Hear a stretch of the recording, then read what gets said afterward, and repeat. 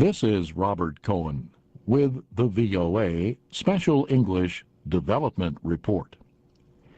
The United States has announced a new drug approval process for AIDS medicines for developing countries. Health and Human Services Secretary Tommy Thompson announced it at a World Health Organization meeting in Geneva. Mr. Thompson said the program will speed up the release of low-cost AIDS drugs to nations in Africa and the Caribbean.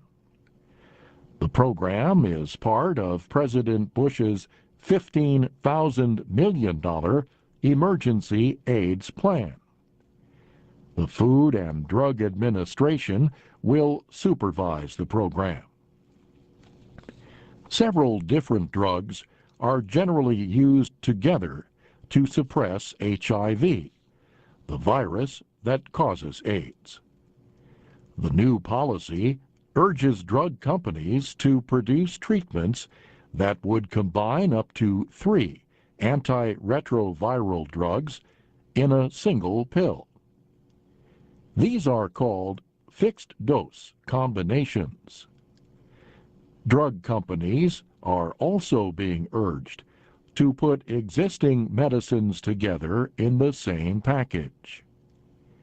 This kind of combination is called co-packaging. Several drug companies say they have already started to develop combination products. Such efforts might require competing companies to work together.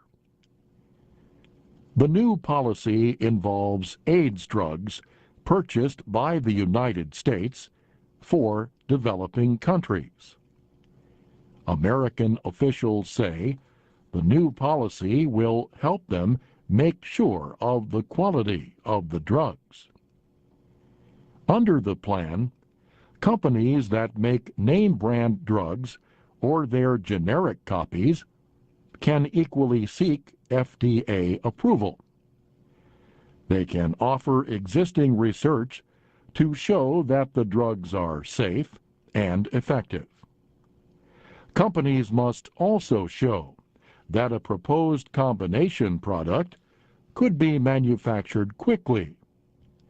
In some cases, the Food and Drug Administration could decide within 2 to 6 weeks if a request will be approved.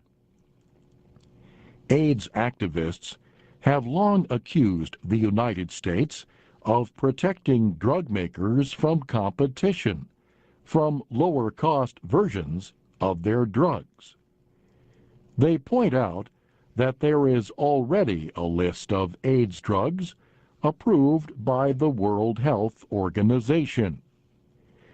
This list includes generic copies. But the Director General of the World Health Organization says he welcomes the new approval program.